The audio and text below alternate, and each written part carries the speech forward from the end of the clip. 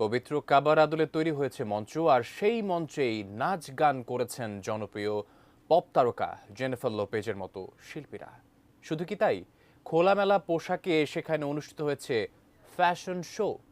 এমন কিছু ছবি ও ভিডিও ছড়িয়ে পড়েছে সামাজিক যোগাযোগ মাধ্যমে, যা নিয়ে বিশ্বজুড়ে বইছে সমালোচনার ঝড়। সম্প্রতি সৌদি আরবের রাজধানী রিয়াদে এমন দৃশ্য দেখা গেছে যা নিয়ে বিতর্ক সৃষ্টি হয়েছে মুসলিম বিশ্বে। নেটিজেনদের প্রশ্ন, তাহলে কি পশ্চিমা সংস্কৃতির দিকে ঝুঁকছে সৌদি আরব? এসআই রাজের রিপোর্টে বিস্তারিত।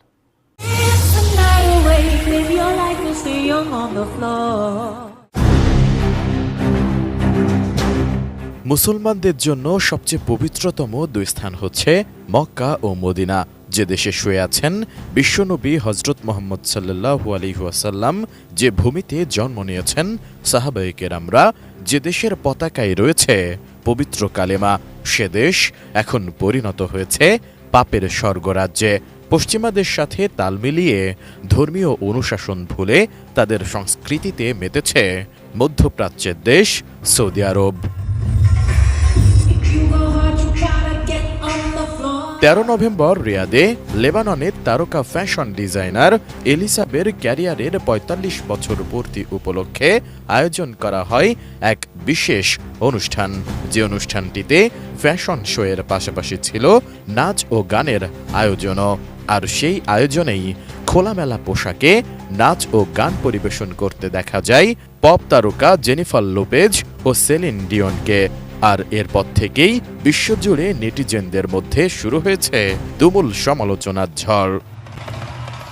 অনেকেই বলছেন, হজ ও ওমরার দেশ সৌদি আরব দিন দিন পরিণত হচ্ছে পাপের স্বর্গরাজ্যে। যে দেশকে ইসলামের রাজধানী বলা হয়, যে দেশে জন্ম নিয়েছেন মানবতার মুক্তির দূত হজরত মুহাম্মদ সাল্লাল্লাহু আলাইহি ওয়াসাল্লাম, সে দেশে এসব কি হচ্ছে? তবে স্টেজে পবিত্র কাবার আদলে কিছু ছিল না বলে দাবি করে সৌদি ফ্যাক্ট চেকিং সংস্থাগুলো জানিয়েছে, ফ্যাশন শো চলাকালীন যেটি দেখা গিয়েছিল সেটি একটি গ্লাস কিউব। শোতে কাবার ছবি ব্যবহারের বিষয়টি অস্বীকার করেছে সৌদি আরবের এন্ট্রি রিউমার অথরিটি। কর্তৃপক্ষ জানায়, এটা শুধু একটা গ্লাস কিউব আকৃতির স্ট্রাকচার, যার সঙ্গে কাবা শরীফের কোনো সম্পর্ক নেই। 2022-23 অর্থবছরে সৌদিতে 900 মিলিয়ন রিয়াল মূল্যের সিনেমার টিকিট বিক্রি হয় বাংলাদেশি মুদ্রায়, যা প্রায় 26 লাখ কোটি টাকা। ভবিষ্যতে কিভাবে এ আয় আরও বাড়ানো যায় তার জন্য সৌদি ফিল্ম কমিশন গঠন করেছেন মোহাম্মদ বিন সালমান। দেশটিতে বর্তমানে 69টি হল রয়েছে, যাতে 627টি পর্দায় প্রতিনিয়ত চলছে হলিউড ও বলিউডের সিনেমা। আর এসব সিনেমা মুসলিম সংস্কৃতি থেকে কতটা দূরে তা বলাই বাহুল্য। এছাড়াও ইসলামে যেখানে মদ পান করা কঠোরভাবে নিষিদ্ধ, সেখানে সম্প্রতি বার খুলে মদ বিক্রির সিদ্ধান্ত নিয়েছে সৌদি সরকার। যদিও আপাতত এই বারে প্রবেশের অনুমতি পাবে শুধুমাত্র অমুসলিম ও বিদেশি কূটনীতিকরা।